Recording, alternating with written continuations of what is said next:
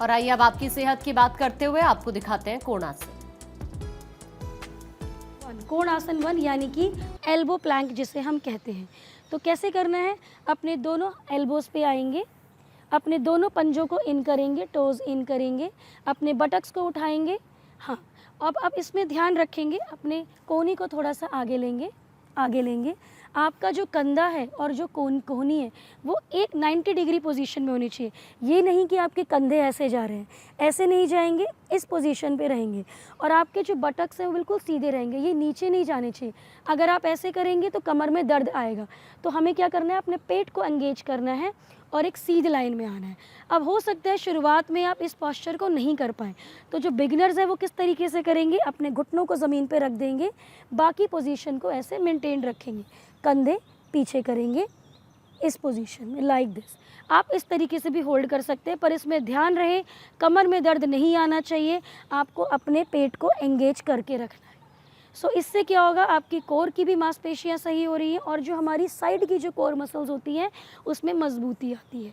तो इस आसन को भी आप जितनी देर होल्ड कर सकते हैं, कम से कम 1 मिनट तक होल्ड करने की कोशिश करेंगे।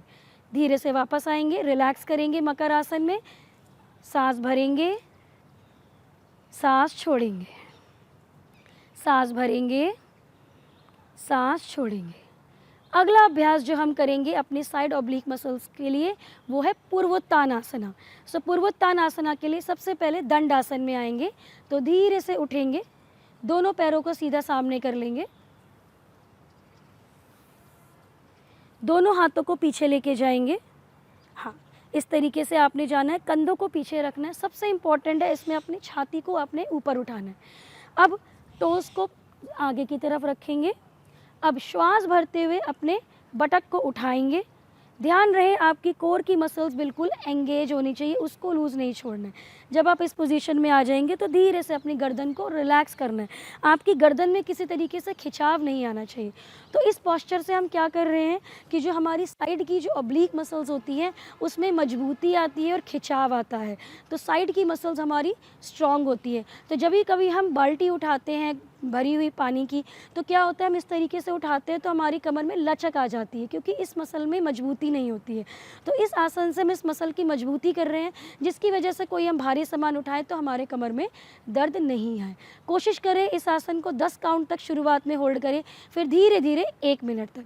धीरे से वापस आएंगे और शशांक आसन में रिलैक्स करेंगे।